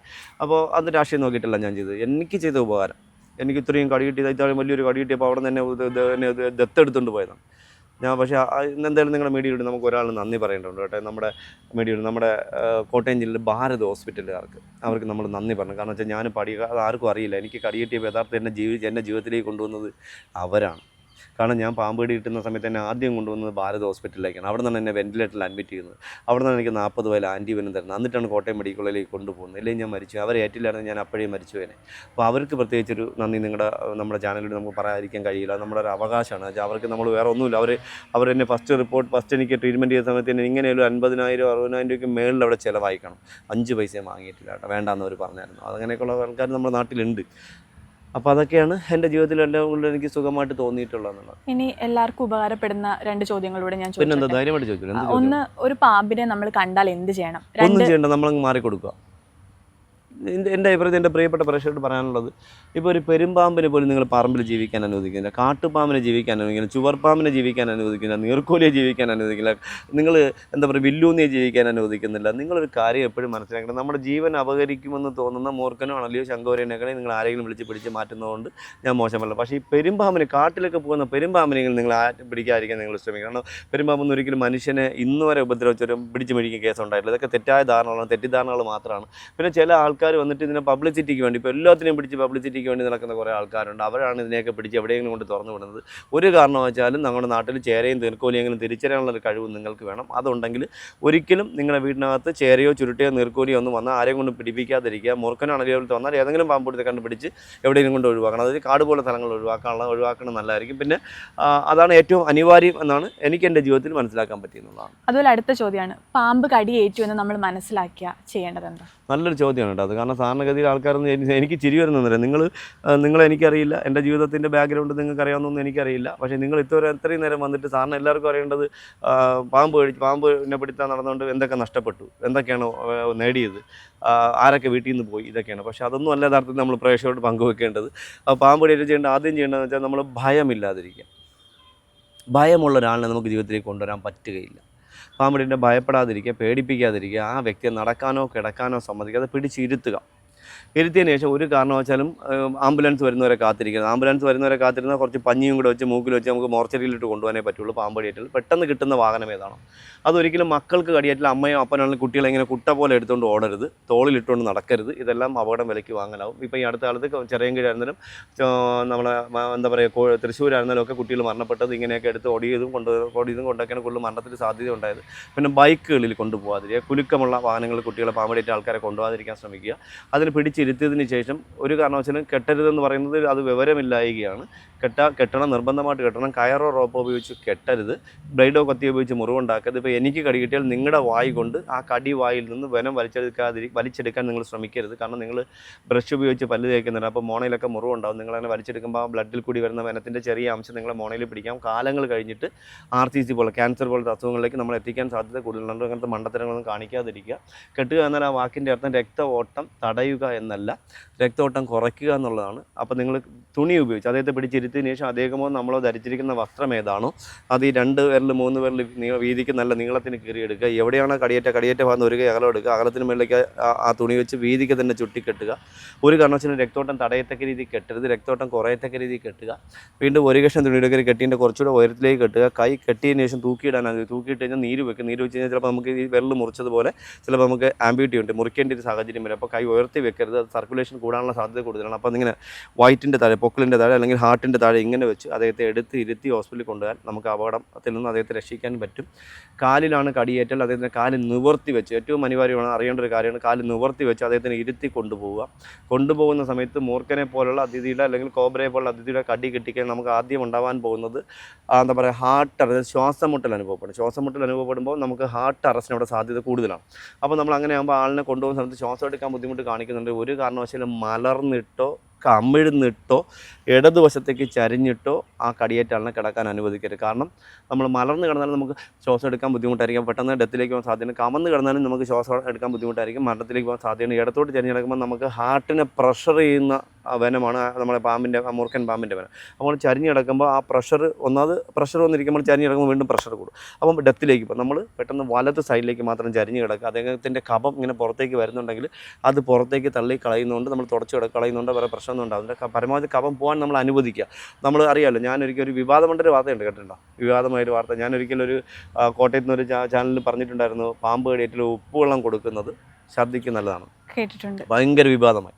അത് അറിവില്ലായ്മ കൊണ്ട്, വിവരമില്ലാത്തതുകൊണ്ട്. ഒരു ഡോക്ടർ ഒന്ന് എൻ്റെ ഈ കമൻസ് ഇട്ട്, ഈ പറഞ്ഞ ഡോക്ടർ ഒന്നൊരു വീഡിയോ വരെ ചെയ്തു കിള്ളിപ്പാലത്തൊരു ഹോസ്പിറ്റലിൽ. ആ ഡോക്ടറുടെ ഹോസ്പിറ്റലിൽ ചേര കടിച്ചിട്ട് ആൻറ്റിബയോട്ടിക് കൊടുത്തു, നാഗത്താൻ കടിച്ചിട്ട് ആൻറ്റിബയോട്ടിക് കൊടുത്തു, ചുരുട്ട അടിച്ചിട്ട് ആൻറ്റിബയോട്ടിക് കൊടുത്തു. എൻ്റെ ഡീറ്റെയിൽസ് മൊത്തമുണ്ട്. അത് നിങ്ങൾ ഗൂഗിൾ ചെയ്ത് നോക്കണം നിങ്ങൾ. അത് നമ്മുടെ നാടൻ ചികിത്സാ രീതിയിൽ ആയുർവേദത്തിൻ്റെ ഗ്രന്ഥത്തിൽ അതിൽ പറയുന്നുണ്ട്, പാമ്പ് കടി ഏൽക്കുന്ന ആളിന്, ഇപ്പോൾ മുറുക്കൻ പാമ്പ് പോലത്തെ പാമ്പിൻ്റെ കടിയേറ്റാൽ നമുക്ക് ശ്വാസതടസ്സം, അത് പറഞ്ഞ നാടൻ ചികിത്സ, പൊക്കിളിൻ്റെ ചുറ്റും കഫം കെട്ടുന്ന സമയത്ത് ആ കഫം പുറത്തേക്ക് തള്ളിക്കളയാനായി ഛർദി മരുന്നുകൾ സേവിച്ചിരുന്നു, അതിൽ ഉപ്പും കൊടുത്തിരുന്നു എന്ന് വ്യക്തമായിട്ടത് പറയുന്നത്. അത് വായിച്ചിട്ടാണ് ഞാനെന്നത് വീഡിയോ ഇങ്ങനെയാണ് കൊടുത്താൽ നല്ലതാണെന്ന് പറഞ്ഞിട്ടോ. അതിനിടയ്ക്ക് വാവാത്തുരേറ്റ് പറഞ്ഞ് ഉപ്പുവെള്ളം കുടിച്ചാൽ രക്ഷപ്പെടും. ഞാൻ ഒരിക്കലും പറഞ്ഞില്ല ഉപ്പുവെള്ളം കുടിച്ചാൽ രക്ഷപ്പെടും. ഇങ്ങനെയൊക്കെ ഞാൻ പറഞ്ഞു. ഇപ്പോൾ ഇതൊക്കെ വിവാദമാണ്. അതുകൊണ്ട് ഞാനിപ്പോൾ ഉണ്ടല്ലോ, വിവരമില്ലാത്ത എന്താണെന്ന് അറിയാൻ ശ്രമിക്കാത്തവർക്ക് പറഞ്ഞിട്ട് കാര്യമില്ല. അപ്പോൾ അതുകൊണ്ട് കഴിവിൻ്റെ പരമാവധി വലത്തോട്ട് ചരിഞ്ഞ് കിടത്തുക, അദ്ദേഹത്തിന് കഫം പോകാൻ അനുവദിക്കുക, വെള്ളം കുടിക്കാൻ കൊടുക്കുന്നതുകൊണ്ട് കുഴപ്പമില്ല. കൈയൊന്നും കാലം മുറിഞ്ഞ കടിച്ച സ്ഥലം കഴുകാനൊന്നും സമയം കളയാതിരിക്കുക. പരമാവധി എത്രയും പെട്ടെന്ന് ഹോസ്പിറ്റലിൽ എത്തിക്കുമ്പോൾ ഒരിക്കലും താലൂക്ക് ഹോസ്പിറ്റലിൽ എത്തിക്കാതിരിക്കുക. ആൻറ്റിവനം ചെയ്യാൻ കഴിവുള്ള ഹോസ്പിറ്റലിൽ എത്തിക്കുക. അപ്പോൾ എനിക്ക് എൻ്റെ പ്രിയപ്പെട്ട നിങ്ങളോട് പറയാനുള്ള ഒരു അഭ്യർത്ഥനയുള്ളത്, നിങ്ങളിപ്പോൾ നിങ്ങളുടെ ടെലികാസ്റ്റിംഗ് എറണാകുളത്തു നിന്നാണെങ്കിൽ നിങ്ങൾ ഈ ടെലികാസ്റ്റിംഗിൻ്റെ ഇടയിൽ കൂടെ തന്നെ, ഇതിൻ്റെ ടെലികാസ്റ്റിംഗ് പോകുന്നതിൻ്റെ ഇടയിൽ കൂടെ തന്നെ നിങ്ങൾ പറ്റുമെങ്കിൽ ഒരു എന്താ പറയുക, നിങ്ങളുടെ ജില്ലയിൽ, നിങ്ങളുടെ ഇപ്പോൾ എറണാകുളം ജില്ലയാണെങ്കിൽ എറണാകുളം ജില്ല, തൃശ്ശൂർ ജില്ലയാണെങ്കിൽ തൃശ്ശൂർ ജില്ല, നിങ്ങളുടെ അടുത്ത 1-2 ജില്ലകളിൽ ആൻറ്റിവനം കിട്ടുന്ന, പാമ്പ് കടിയേറ്റാൽ ഏറ്റവും നല്ല ട്രീറ്റ്മെൻ്റ് ഉള്ള, അല്ല എല്ലാ ആൾക്കാരുടെ അറിവുകൊണ്ട് ഇത് താലൂക്ക് ഹോസ്പിറ്റലൊന്നും പേരൊരിക്കലും വെക്കരുത്. പ്രധാനപ്പെട്ട ആൻറ്റിവനം കിട്ടുന്ന ഹോസ്പിറ്റലുകളുടെ പേരും കൂടി നിങ്ങൾ ഇതിൽ കൂടി ഒന്ന് കാണിച്ചു കഴിഞ്ഞാൽ നമ്മൾ ഇത് കാണുന്ന പാവപ്പെട്ട മനുഷ്യർക്ക് പാമ്പ് കടിയിൽ നിന്ന് രക്ഷണം പെട്ടെന്ന് അവർക്ക് ഹോസ്പിറ്റലിൽ എത്താൻ പറ്റും. അതുമാത്രമല്ല, നിങ്ങളെ വീഡിയോ കാണുമ്പോൾ അവരത് ഓർത്ത് വെക്കും. അപ്പോൾ നിങ്ങൾ ആ ഹോസ്പിറ്റലിൻ്റെ പേരും കൂടെ ഒന്ന് എഴുതി കാണിച്ച് പോവുകയാണെങ്കിൽ നമ്മുടെ ആൾക്കാർക്ക് ഒരു ഉപകാരമായി മാറുന്നതുകൂടി എനിക്കെൻ്റെ പ്രിയപ്പെട്ട നിങ്ങളോട് എനിക്കൊരു താഴ്വേട്ടൊരു അഭ്യർത്ഥന ഉണ്ടെന്നുള്ളതാണ്. എനിവേ താങ്ക് യു ചേട്ടാ. ചേട്ടൻ എത്ര ബിസിയാണെന്ന് എനിക്കറിയാം. അപ്പോൾ അതിനിടയ്ക്ക് നമുക്ക് ഈ ഒരു സമയം തന്നതിനും ഇത്ര ഇൻഫർമേഷൻസ് പാസ് ചെയ്തതിനും വളരെ നന്ദിയുണ്ട്. Thank you so much. അതിലുപരി വളരെ സന്തോഷം.